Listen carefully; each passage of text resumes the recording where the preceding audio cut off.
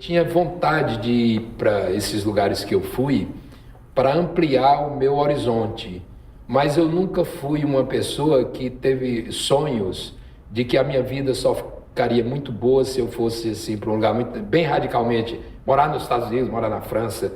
Isso tudo para mim aparecia, às vezes eu cogitava, como algo de experiência passageira. Quando eu cheguei no apogeu disso aí, no auge, eu vim umas férias em Fortaleza e demorei mais por causa de um trabalho. E ali minhas filhas misturado com os primos, com a família, eu achei aquilo uma coisa muito saudável, a maneira que elas ficavam bem aqui, uma série. Eu disse, já tinha fax, o telefone já era fácil. Eu digo, eu não preciso mais morar no Rio, eu quero lá, eu vou inverter. Eu vou ter uma base agora em Fortaleza e deixo meu apartamento no Rio e vou lá para o meu trabalho uma vez ou outra, mas vou viver.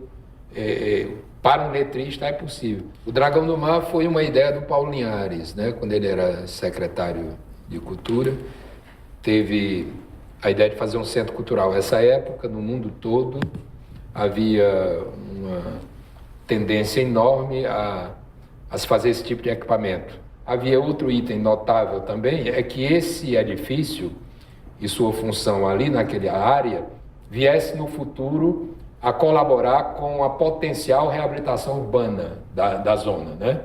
Nós sabemos no urbanismo que a reabilitação de uma zona urbana se dá em décadas, né? É um projeto difícil de realizar e muito demorado, não é uma coisa muito rápida.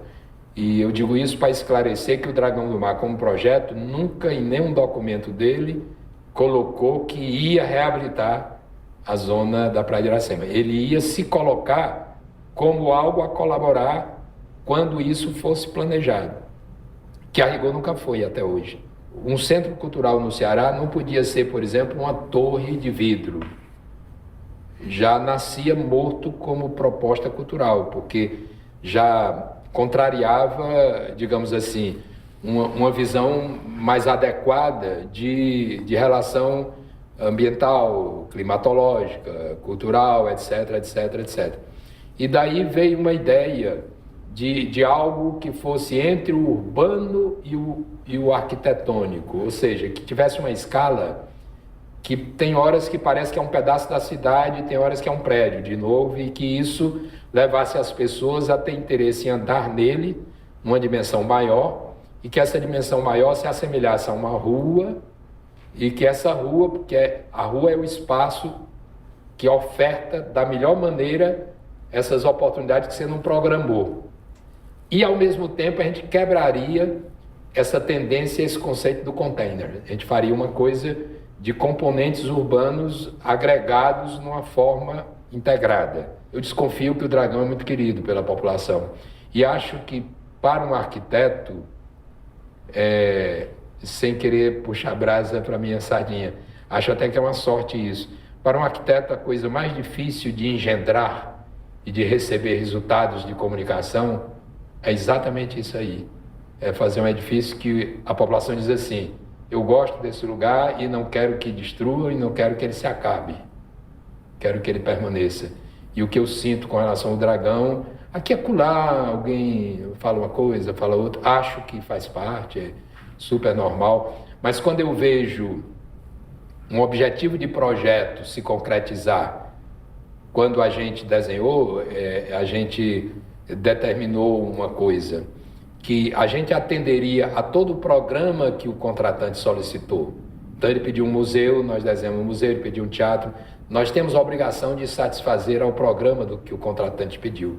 Mas nos intervalos entre os componentes espaciais que abrigam essas atividades, nós deixamos propositadamente um jeito, uma folga e uma circunstância que as pessoas são levadas a intervir e criar atividades por si só. E o Dragão, felizmente, retornou a essa performance. Quem quiser avaliar o Dragão do Mar, tem que vê-lo num dia em que os museus estão funcionando, o anfiteatro está funcionando, os cinemas estão funcionando, o teatro está funcionando, a Praça Verde está funcionando e o espaço público, o hip hop, todo mundo está relacionado com isso. Uns vão para o bar, outros vão, e que a liberdade de escolha é grande e que a multidão converge para lá. Aí é o dragão que nós desenhamos. Se me perguntassem se faria tudo igual, mas com a experiência que eu tenho hoje, alguns requintes formais e algumas experiências que a gente usou naquela época, eu teria mais experiência, eu teria mais maturidade para reger a orquestra. Esses 14 mil metros quadrados, você circula neles, o ar-condicionado só existe nos lugares de trabalho, nos museus, no cinema, mas o espaço público que conecta todos os componentes não tem ar-condicionado.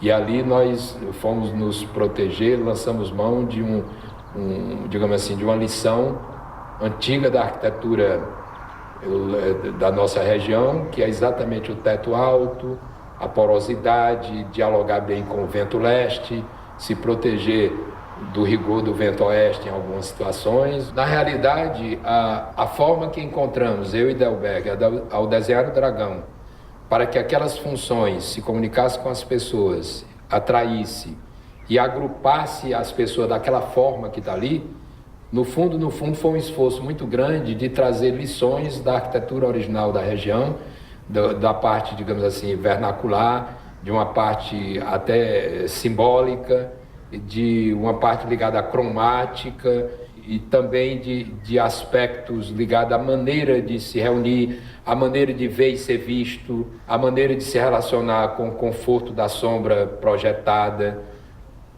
No fundo, estamos diante ali de um engenho de rapadura metido a besta, com pretensões na capital, mas é isso, na realidade é isso aí, e é tudo que na época a gente tinha ideia de realizar, e tentamos isso em vários projetos na cidade de Fortaleza, no ginásio 7 de setembro, no Geodunas, no Mercado São Sebastião, que você pode ir lá em qualquer hora do dia e da tarde, não tem calor e a luz é natural, só acende quando já está ficando à noite. Você tem uma antecipação, não só o dragão como esses que eu citei, são antecipações.